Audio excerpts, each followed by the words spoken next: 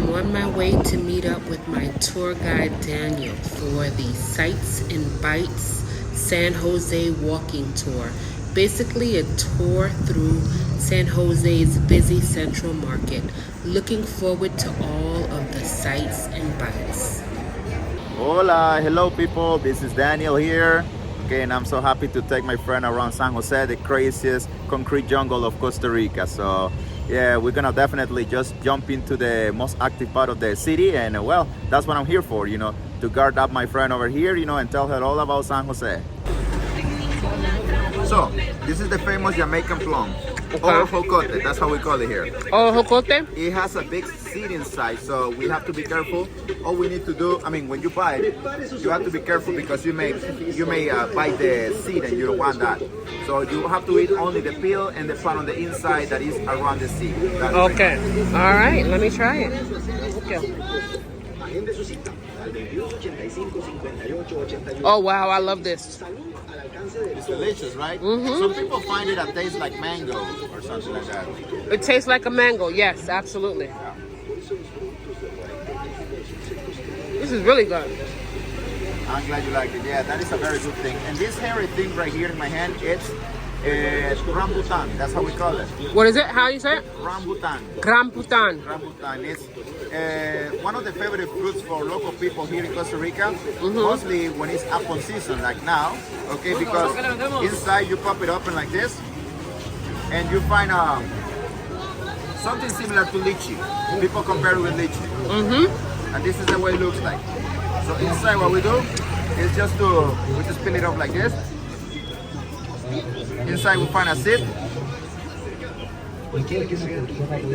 but we don't eat the seed at all. All we eat is the pulp inside, this one. Okay. Wow. And then we get rid of the seeds.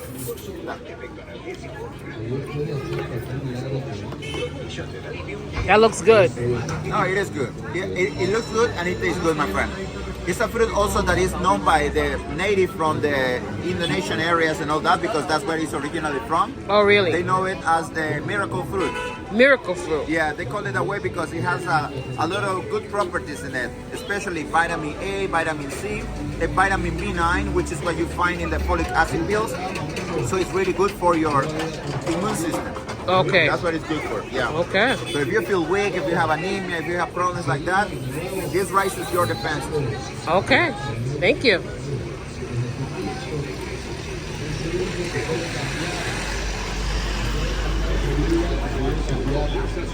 These are really good. Yeah, it is good.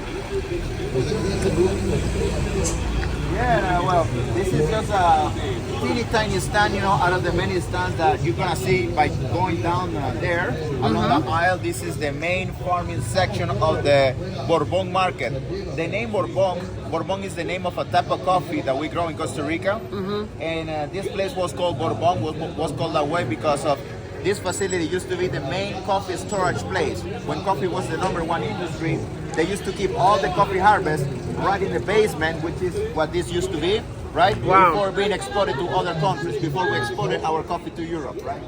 But back in 1950, they stopped bringing the coffee harvest to this place, and then they turned out the facility into a farming market.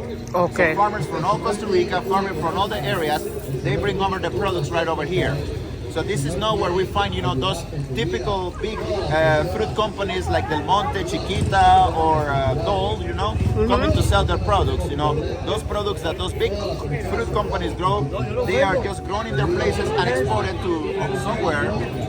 But here, this is focused on the local farmers. Okay, local, got it. Producers of the farming products of Costa Rica. Okay. So plantains, we're growing bananas, zapotes, lemons, mangoes, cantaloupe, pineapple, all type of herbs, to spice up food.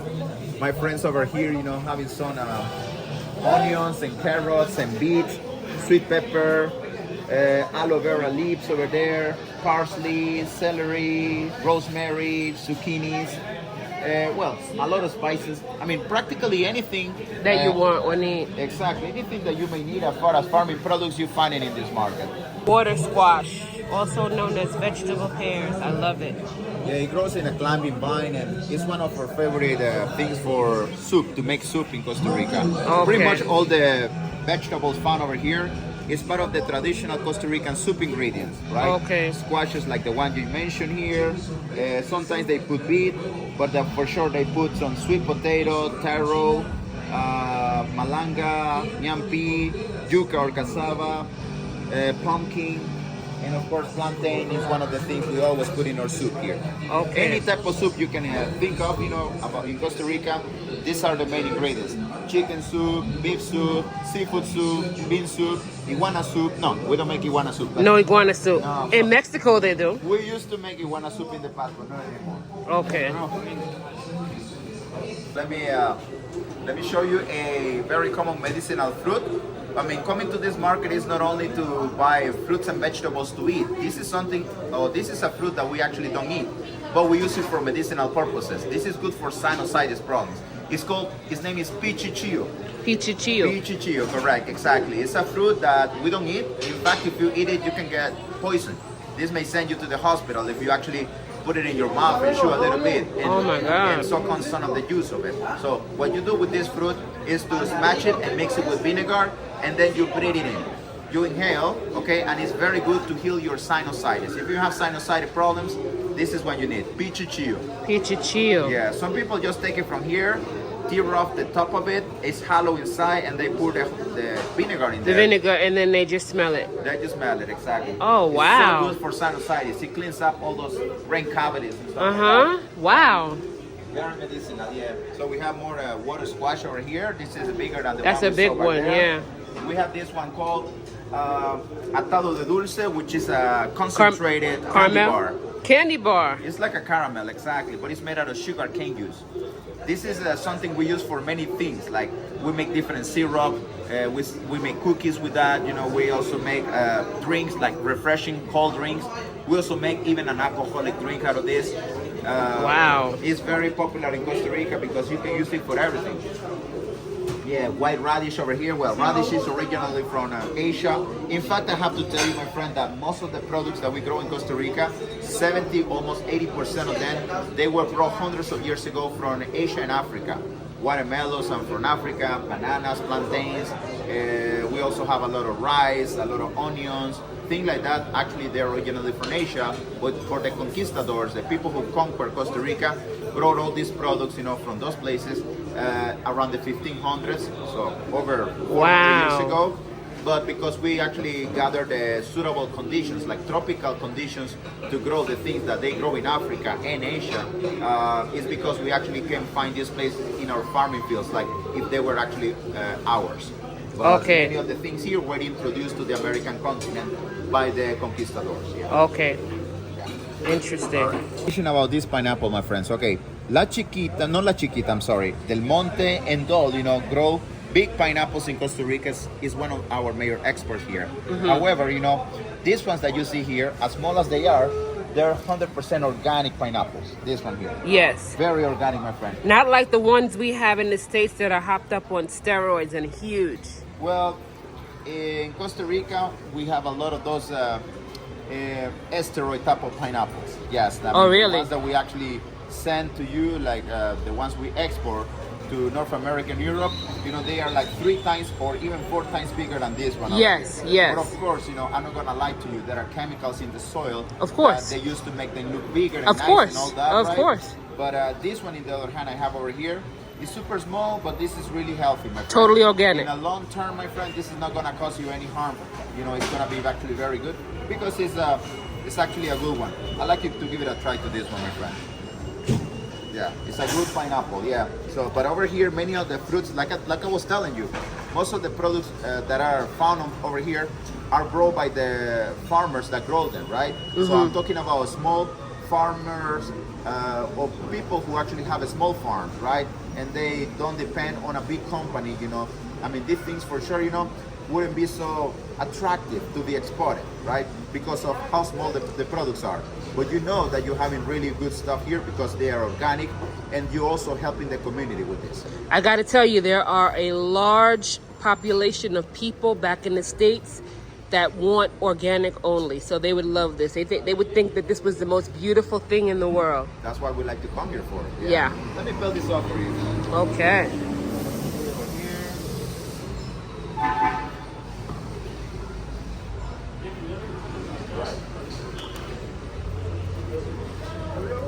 gonna try a organic pineapple right here.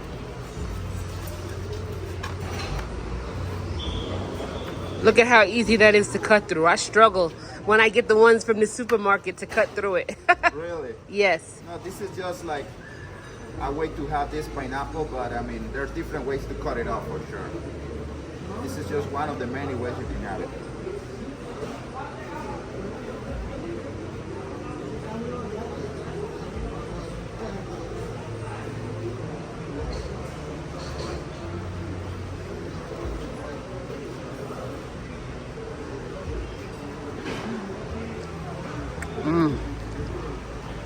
That's what it is. Wow. That's good, right?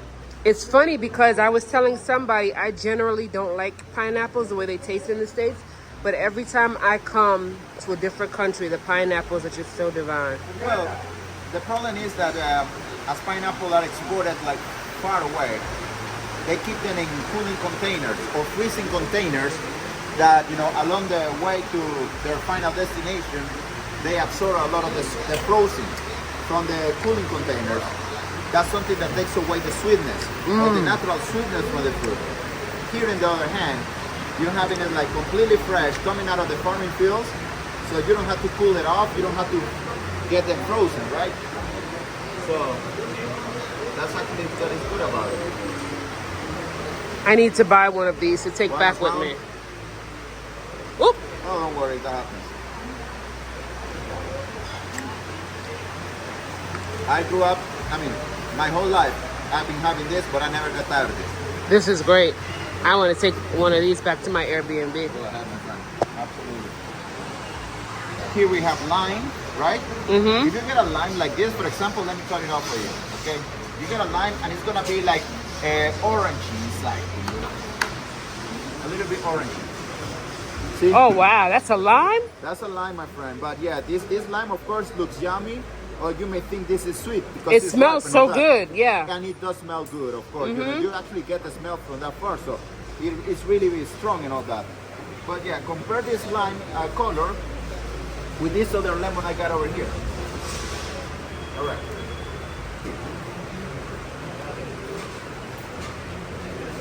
Wow. See, they don't have the same color. No. You may think, okay, no, if I have to choose between one to the other, I would choose the That one. orangey one, Yes, of course. You know, yes. It may taste better, but it's surprisingly that this one actually is sour taste, and this one here, it turns out it's not sour at all. So why don't you give it a try to our famous sweet lemon? That's how we call it. Wow. You can't eat lemon like this, Not at all, my friend. like an orange. A lemon like this, you know, I just gave it one bite and I just suck on all the juice. And you're not seeing my face like, you know, wrinkling, like doing this type of gesture, right? It's because the lemon itself is not actually sour at all. No, Yeah. I mean, it's not super sweet, but it's not sour either. it's not tart, yeah. So, Wow. Sweet lemon, that's how we call it. Sweet lemon.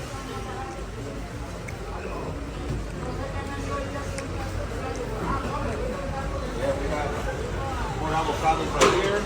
Look at that avocado. Let me see, hold that up. Yeah. Wow, look at how that is This huge. is a big avocado, my friend. It has a funny shape, but this is one of the most delicious and one of the favorite fruits for people in Costa Rica. Yeah. I love avocado. Avocados are good. Then we have over here some star fruit. The star fruit, So yeah. the star fruit, we use it mostly to make juice. This type of guava here, you got to see a guava over there that look very orangey. The ones that we saw back there were sweet taste guavas. This is a super bitter taste guava, but we only use it to make soft drinks out of it. Okay. So you put it in a blender with water, sugar, put it in the fridge to cool it off, and then you're having a super refreshing drink. Okay. Yeah, this is guava. This guava here is only found in Costa Rica. You don't find it anywhere else. It's endemic on the country. Endemic. Okay. Wow. Coconut. We call it pipa, okay? Pipa. If you come to Costa Rica, don't ask for a coco. Coco is the Spanish word for coconut. But if you Okay. ask for a coco, they're gonna give you bitter coconut water. Okay. Why is bitter? Because the term that we use for cocoa is for only the coconut that we only use the meat to make coconut products, but the water in there is very overripe. It's not really good anymore. Okay. Yeah. So in this case, we make a difference between the good coconut water to drink and the other type of coconut that we only use the meat to make products out of it, right? So if you want this, you want pipa. You want a pipa, exactly. A pipa. Yeah. Focus on seafood, calamaris, oysters, shrimp, octopus, ceviche. What you see in the little cups over there, the little plastic cups, those are turtle eggs. Turtle eggs? That's correct, my friend. Next to the little cups, where you see the turtle eggs served with some tomato juice, there's another little thing there with the very turtle eggs, without being open. It's still being kept in their shells. Wow. You can see them right there. It's considered an aphrodisiac that people come over here to have. Instead of having a Costa Rican meal like a lunch or something, they can have a couple of those eggs, and they say that the couple of eggs can give them all the energy that they need, so they don't need actually to eat a big full meal. A full meal, exactly, like a lot of food, because they say they can get all the energy from those. What do they taste like?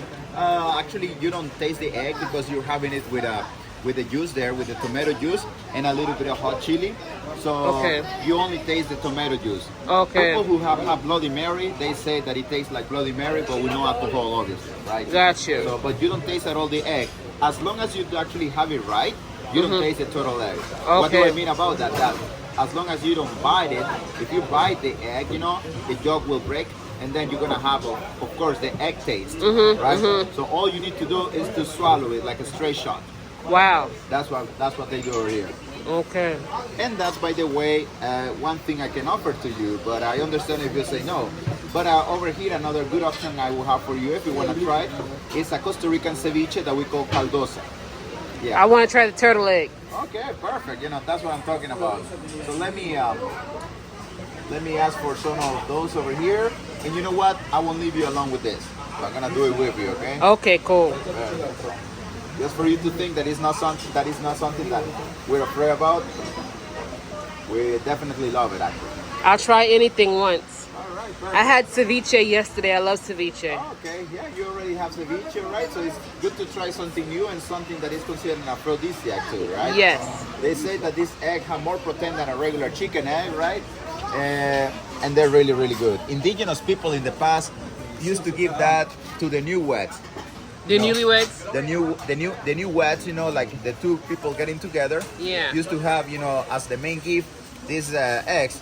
Because of course, in the past, the more children you had, the better, right? Yes. Because they could help you in the working labors. Right.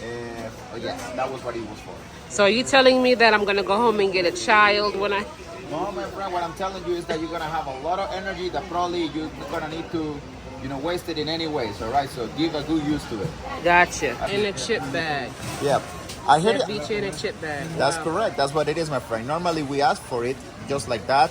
Most of the time because we need to go. To go. Yeah, and that's what people have it for. But it's the custom. It's customary to put the ceviche there inside the chip bag. Still having chips inside. Right. Yeah. I heard a term. I don't know if it was from Texas or something, that you have something called walking taco. All right, so walking taco is like putting meat in a chip bag and you take it to go. Well, here what we have is ceviche to go in a chip bag.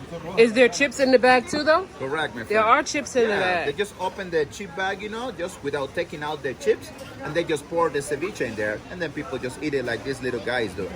Wow. That's something amazing traditional here. Yeah.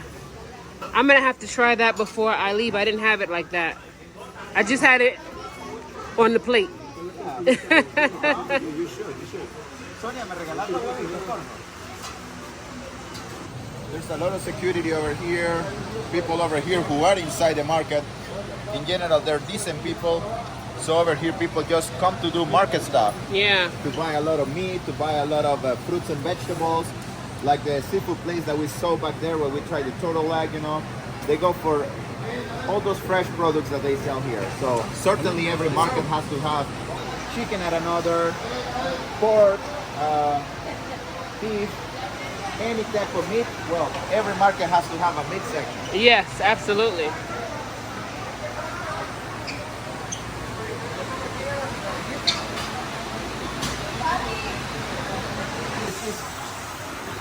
This is where we find like somehow natural medicine, whether through herbs that you can take home to make home remedies, or you can find supplement stores like that one there. Wow. Where you find also very organic medicine kept in capsules. Pet store. Little puppies.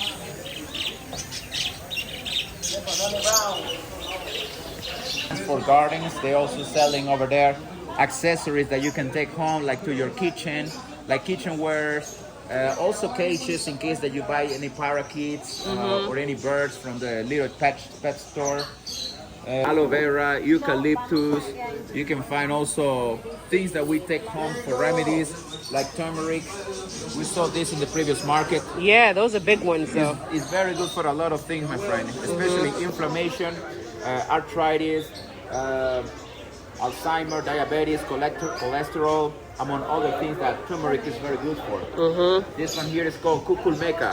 Kukulmeka, Smilax or kukulmeka, it's very good as a natural energizer. So whoever has anemia or feel weak or something, this is very good for that. This one right here, we call it bitterwood. This is like having aspirin. Oh, yeah, wow. It's called bitterwood because if you bite it just like this, it's gonna have a super bitter taste. But this is like something good for headache, for blood thinner. And it's just like having aspirin, right? Wow. Yeah. Well, but the banana leaves are not for medicinal uses. This is to make tamales and stuff like that. Tamales, yes. Then we have basil, peppermint. We have over here citronella, lavender, chamomile, eucalyptus, well, rosemary, you name it. This is an old-fashioned pharmacy, my friend, that my great-grandparents and their back generations, it was the main thing that they used for any disease or any illness or anything they were struggling with, right? Okay. So, yeah. Nowadays, people are coming back to be, having this, but in the past, this was the main thing, especially because I guess in my great-grandparents' generations and back, they did not have a pharmacy access or something like that. So this was the only thing they had access to. Wow. So does that bitter wood actually take away pain? Yeah, absolutely. Well, the most common way to have it is by scraping it, boiling it, and drinking it as a hot tea. But actually, this gets rid of the pain. If you have any type of pain, whether headache or just like a muscle pain or something like that, this, helps you with any type of pain. Yeah, interesting. It's very good for a lot of those things. Yeah. Inland area, we find 7 active volcanoes, putting aside the ones found in the ocean. So this is a very clayish volcanic mud that we use for exfoliation, skin treatment. Oh, wow. Right? You put it on your face, on your arms, whatever you want to wear it on, okay?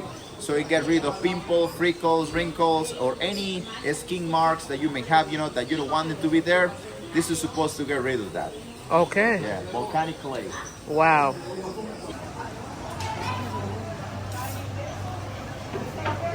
Beautiful flower shop. Wow. That's where magic happens, my friend. So here we're having a different type of holy waters, right? That can help you. This one, for example, is good if you want to become the dominant person in the relationship.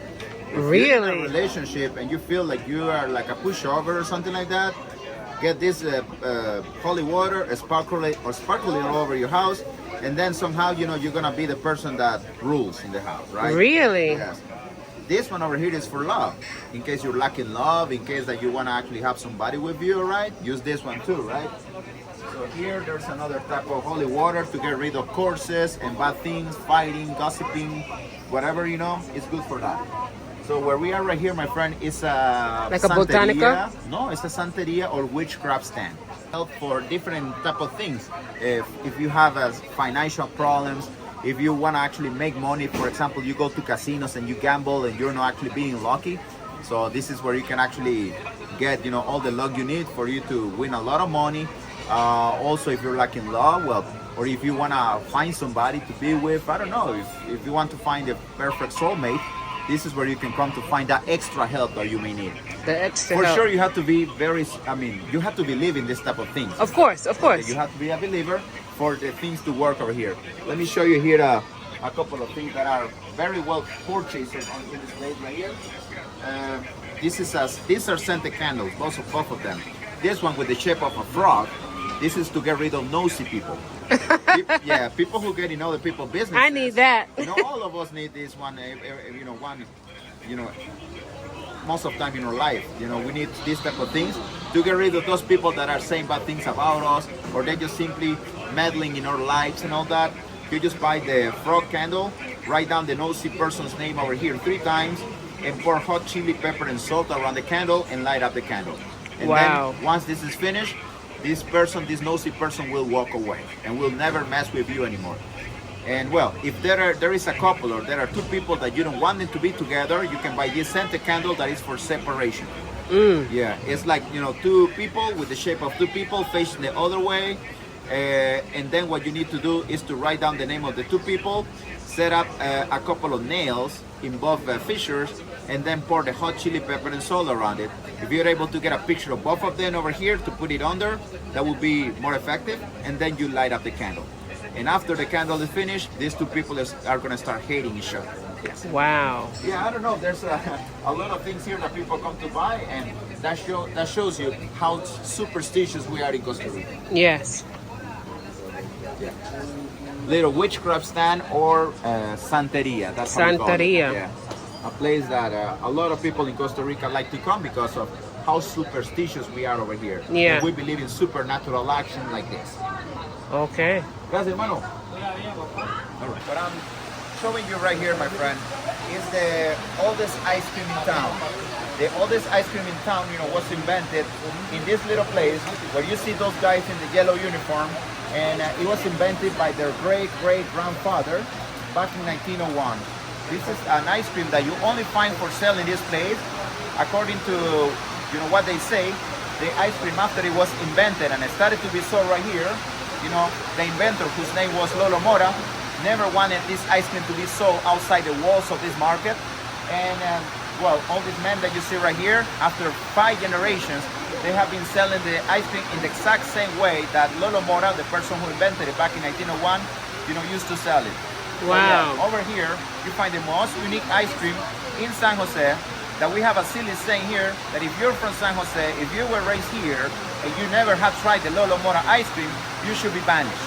Oh, Yeah. wow. That's kind of what we believe about it. I mean, it's actually a very popular ice cream that after people have lunch, they come after a little dessert, and they find this ice cream as the tastiest ice cream in town. Okay. Yeah. So let me give you a little sample to try. Okay.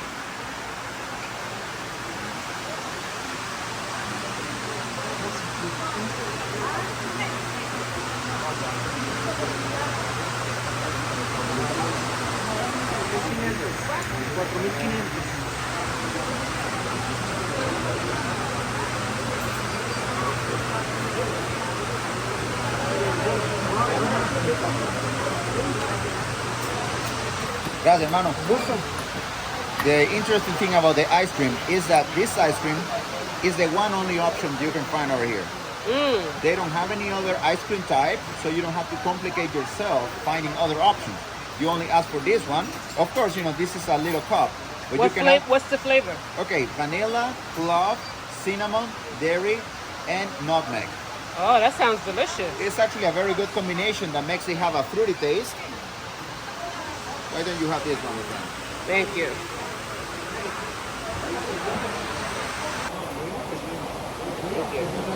This is great.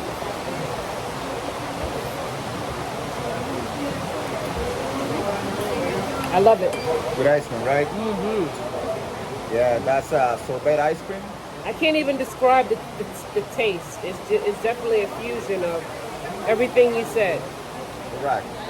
Vanilla, clove, cinnamon, dairy, and nutmeg. Delicious. They all makes it have that fruity taste that some people say, hey, does it have banana in it? No, it doesn't. Does it have this fruit? Does it have mango? Does it have any type of fruit that you can think of? It has, but it doesn't have non-fruit over there. It's just like only the ingredients I told you about. Delicious. I love it.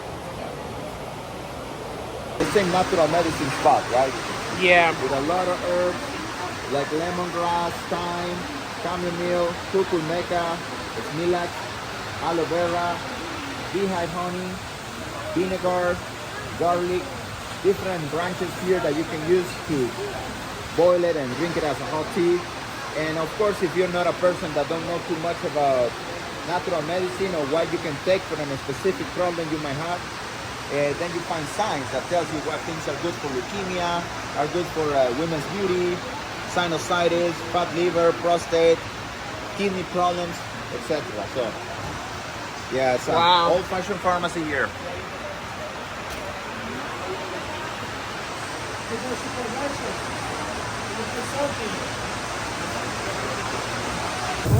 It's rainy season here in Costa Rica, but I was prepared for getting wet. We're now at the most important Catholic temple in San Jose called the Metropolitan Cathedral of San Jose. Okay. Yeah, this is like the main church, in other words, in the city of San Jose, the capital of Costa Rica. I think it's well known that this is a Catholic country where over 70% of the population are Catholic. That's why everywhere you go in Costa Rica, you're always gonna find a Catholic church like this one. And a lot of our places have been named after Catholic saints. Yeah, Okay. San Jose, after Saint Joseph, Santa Barbara, San Isidro, San Pedro, San Lorenzo, San Joaquin. A lot of the names I just said, they are actually Spanish Catholic saint names, right? And those are the names that we have given, or the Spaniards, better said, gave to some of our places here. Okay. Yeah. But we can go inside and take a quick look if you like. Okay.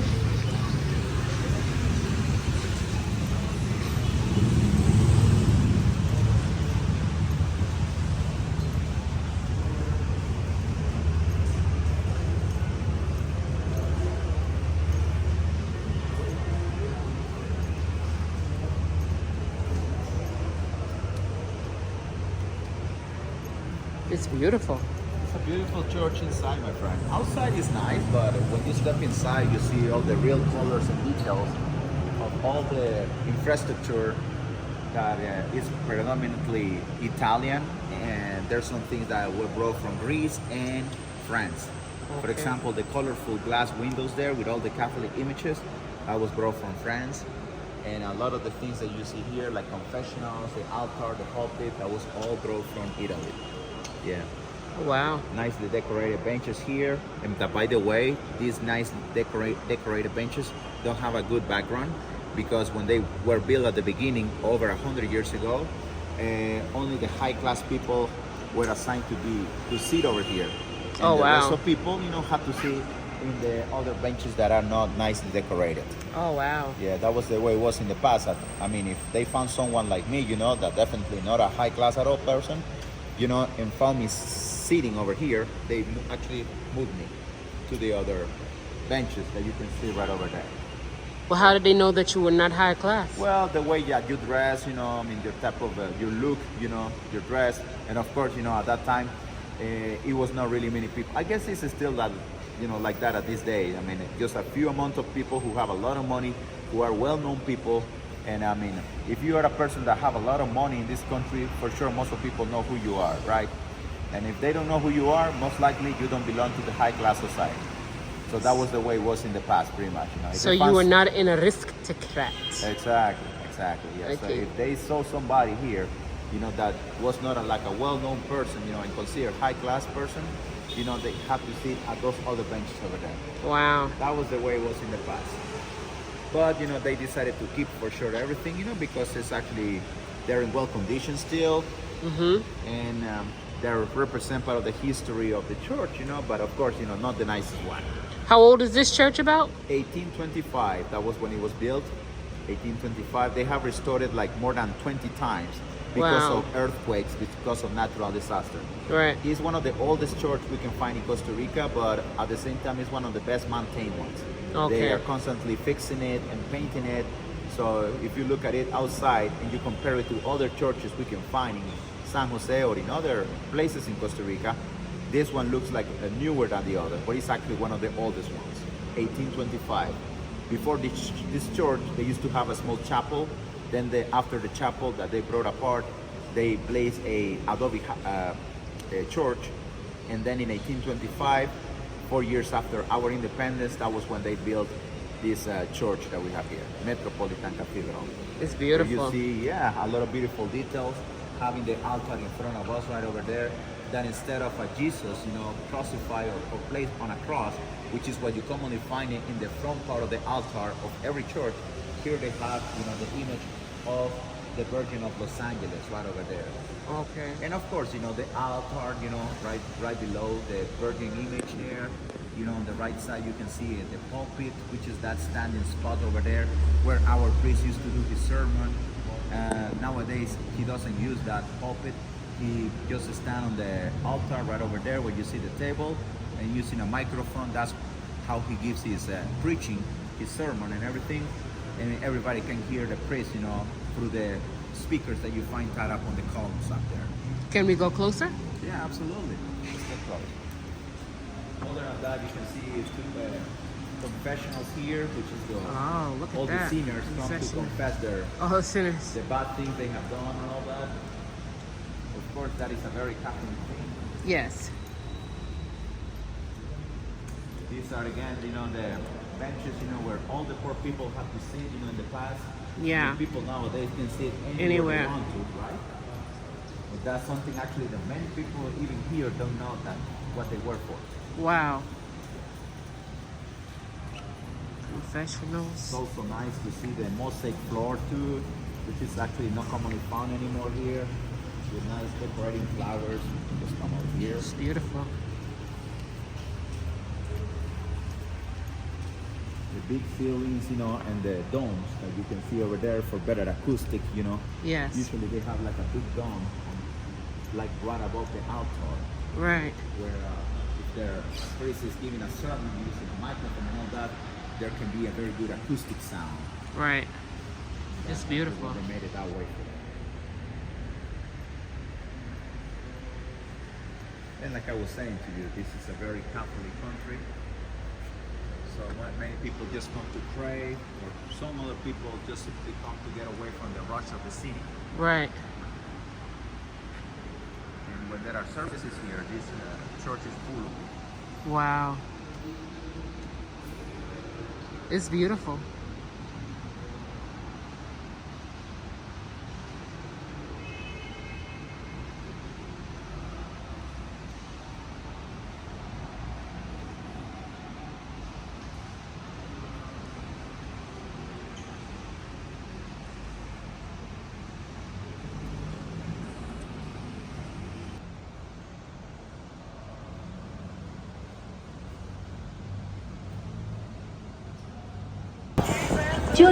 Just the hustle and bustle of this booming, busy San Jose city.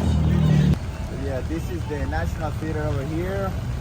One of our most representative cultural centers we have in Costa Rica, where from the moment they built it or they opened it back in 1897 as in today, they have been doing live shows over there, like ballet, orchestras, opera singing, role plays, anything like represents a live performance pretty much is done at this theater over here.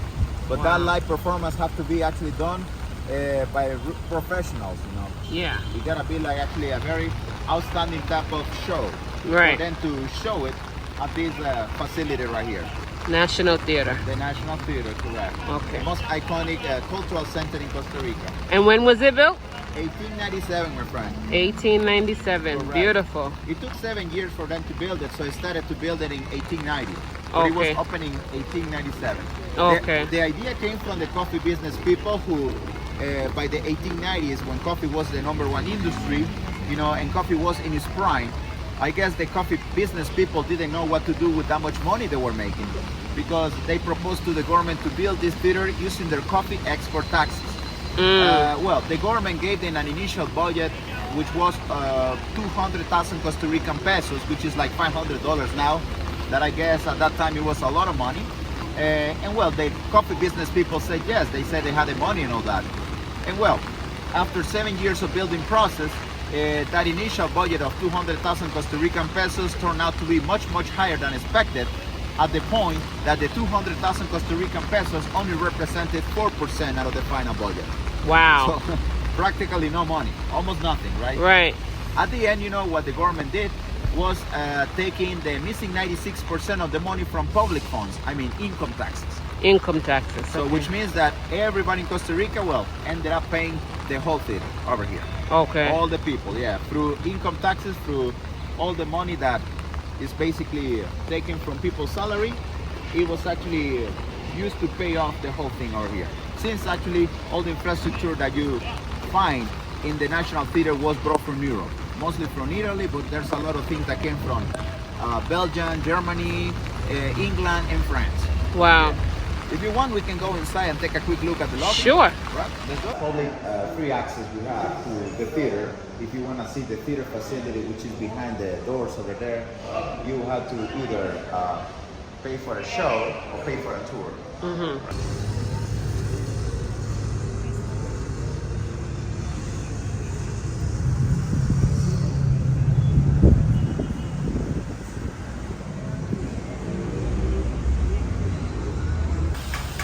We meet up with some good folks at Mr. Sloth's Coffee House.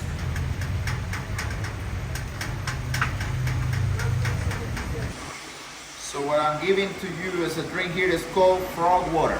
Frog water. Frog water. Yeah. But don't worry, the frog is away already, okay? Okay, no, it's just a nickname. Don't think there was a frog over there or they made it out of frog or something. It's only made out of three things. If you remember, back in the farmer market, I showed you the candy bar sugar cane, right? Mm-hmm. Yeah, so what we do with this is to scrape it, put it in water, we boil it and we make a syrup, and then when we have the sugar cane syrup, it's mixed with lemon juice and a scraped ginger. Oh, wow. So that's a very typical or traditional drink that we have here that we call frog water. Frog water. It's good. It doesn't have to do anything with frog, it's just a meat.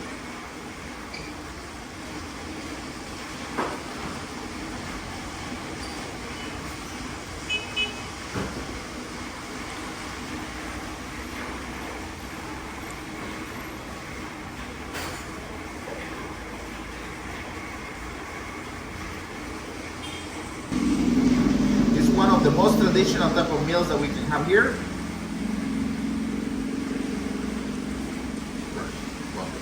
It's very hot, I'm gonna need that.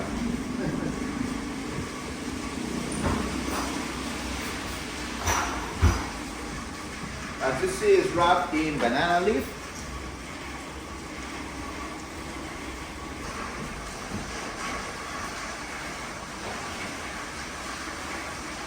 Okay. Okay, my friend, feel free to unfold the banana.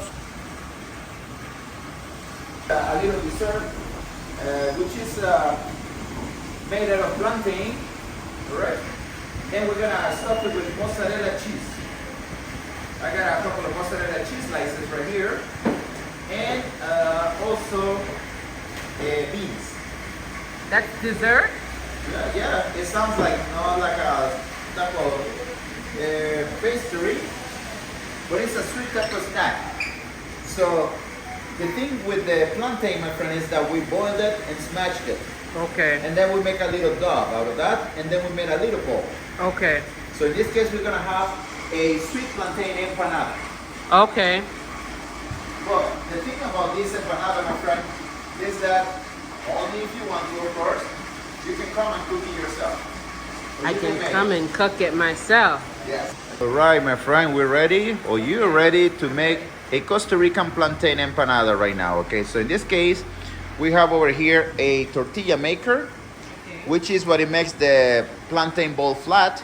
And then we have cheese over here, mozzarella cheese, and beans. So the plantain dough is right in the middle over there, my friend. So Pick it up. you can just pick it up, put it in the tortilla maker right over there. That side is the one for sure. Now close the other metal part, put it on top of it, and squish it with your hands. Only with your hands pressure, all the way down. That's good enough, my friend. So open only the metal part, and now remove only the top side of the plastic off, please. Only the top side. Is that okay? Oh, it's tearing off a little bit. You may have made it a little too thin, but I think we can save it, not a problem. So in this case, all you need to do is to put a slice of cheese, a little bit on the side of the plantain. In the middle? Not in the middle, in the side a little bit. Yes, right there. Okay, one more? And, no, well, yeah, go ahead. If there's one more, put another one. Yeah. As much cheese as you want, that's fine. And there is some beans also there if you want to put some beans. It's a good combination, you'll see. How much beans am I putting? I think with that is good enough, my friend. If you put too much, it's gonna just go off. Okay. So now, what you need to do is to grab it from the plastic part and fold it over. Fold it in half, please. Like this? No, in this case, it will be the other side. Yes, there you go. Put the two edges together and fold it in half, please. That's the hard part, my friend. To get it all together and to keep everything inside. Now, keeping the plastic on, yeah, you just made the empanada shape. That's perfect. So all you need to do now left is to press it with your fingers around the edge, please. Just to seal it up or to keep all the stuffing inside. Yes. Okay.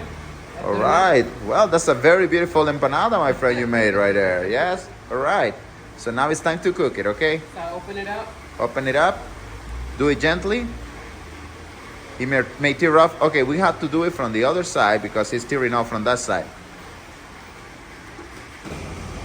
Okay, look at that. Okay, my friend, this is your empanada. It's just gonna be fried for less than 5 minutes on one side. Then we're gonna flip it over, and then it's gonna be cooked. It's gonna be ready. And you made it yourself, my friend. I love it. I need one of the dough things for home. Yeah, the tortilla maker. Tortilla makers. People used to make tortillas just with their palm of their hands. Right. But now things are easier, you know. They can just match it that way. Right. Yeah, now it's being just fried right now on one side, then I'm gonna flip it over. And I don't know if you have tried the fried plantains over here, my friend, but they're so good. Yeah, I've had them the other day. Mm-hmm. They were very good.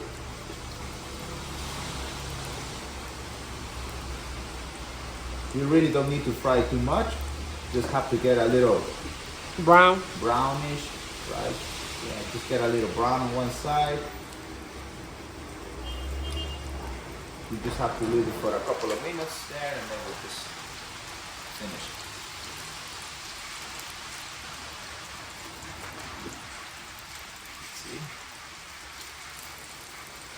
A little bit more, just 1 more minute.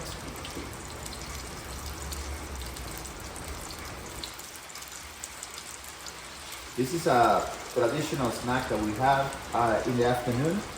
We normally like to have it with coffee. Mm-hmm. So that is actually why we're making this right now, because the next and last thing to do here is gonna be like trying some coffee downstairs along with this empanada, my friend. Yeah. Okay. So now it's a little bit brownish, already cooked already on one side. Just need to fry the other side, and then it's gonna be ready. That wasn't long at all. No, since the cheese is just cheese, right, and the beans are cooked already. Yeah. The cheese just needs to get in heat to melt down a little bit. Mm-hmm. Yeah, and the beans is something that is already cooked. So. The only thing we need to cook a little bit more is the plantain that is just being fried right now. Okay.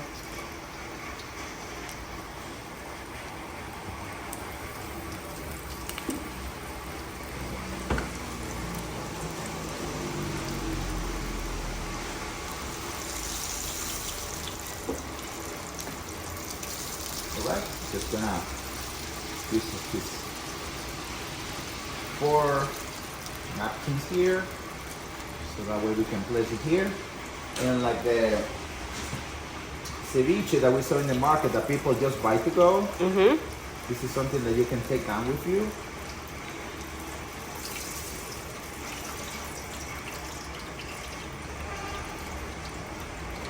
Alright, my friend, it's already done. Now we need to I'm gonna make, what kind of coffee you like? How would you like your coffee? I like any kind of coffee, so long as it's coffee. All right.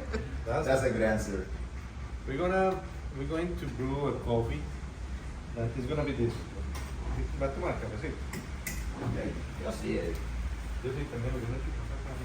Todos lo tomamos here. Smell this. Oh, wow. It's pretty good, huh? Yes. What's your name, my friend, for YouTube? Eddie, Eddie. hola. Hola. Eddie from Mr. Sloth's coffee shop? Is that Yes. it? Okay.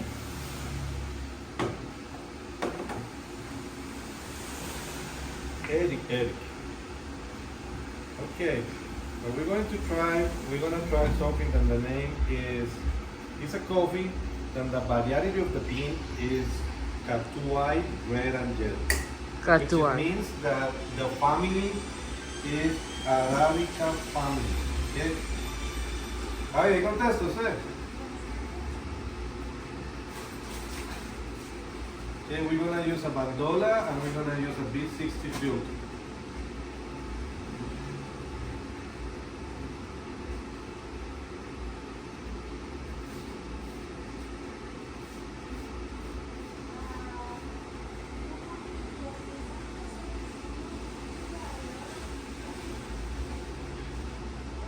Okay.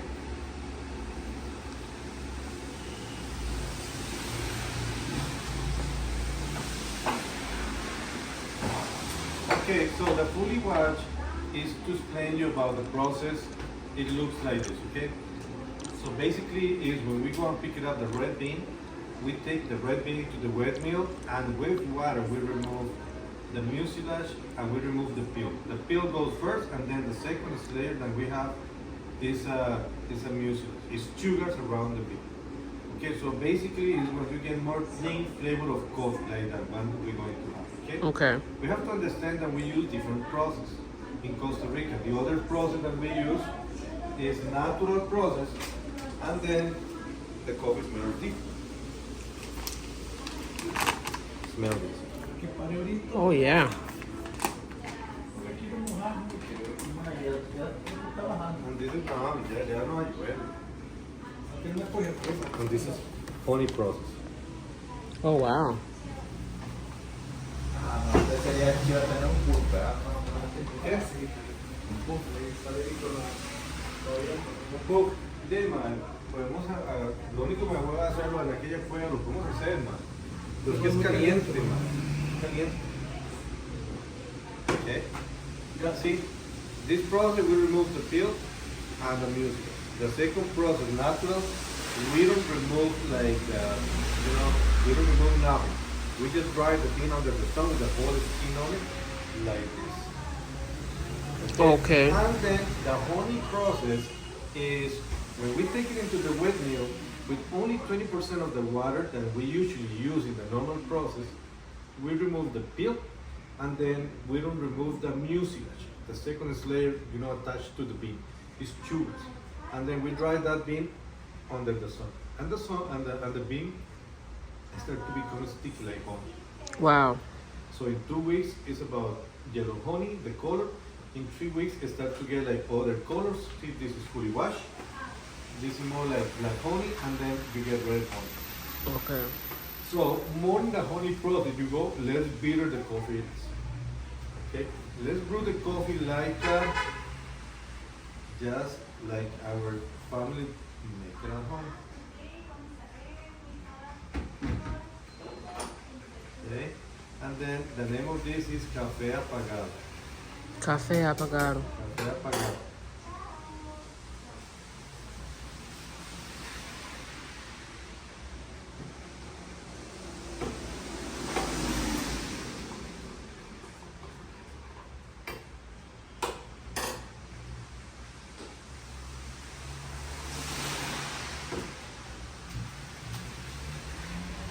¿No te he tocado, Bruno? No. Ah, sí, una vez me tocó un bañar una persona más. Ah, sí. Es muy tranquilo. Ah, sí. Vamos hablando ahí casi. Sí, con todo ahí, tranquilo.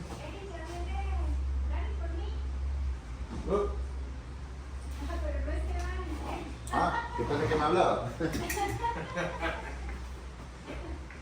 Qué barbaridad que no especifican base. Ah, chiquitito. A little bit more.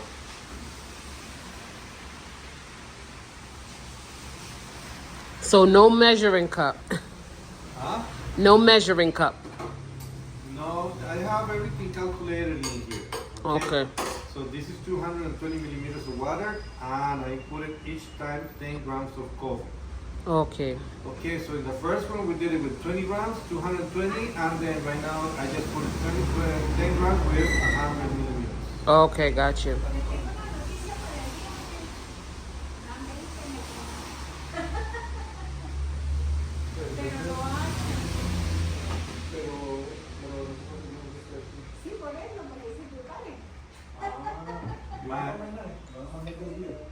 Más, tenés que jugártela ahí con Dani.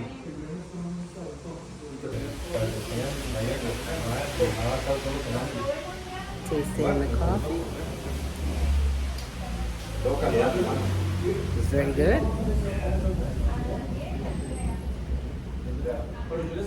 Very good. It's good, huh? It's delicious. It's an 84 points coffee. Your tour company and how they can find you when they come to Costa Rica. No, indeed. You know, I'm Daniel. I'm just a tour guide from San Jose Urban Tours, and you can come to San Jose downtown. It's street number 5, my friend, right by the Morazan Park. That's where we are. That's where you can find us, so we can take you around the concrete jungle. We'll be happy to do that. All right, sounds good. And they could also find you and get my guide too, correct? That's where I found you. Yeah. Get your guide, correct. That's All where right. you can find us by a door to different ways. Just write down San Jose Urban Tours, and it will pop right up. Sounds good. Well, thank you so much, Daniel. Has been my pleasure, my friend. There's no better way to end up the tour with a coffee cup, so salud. Salud.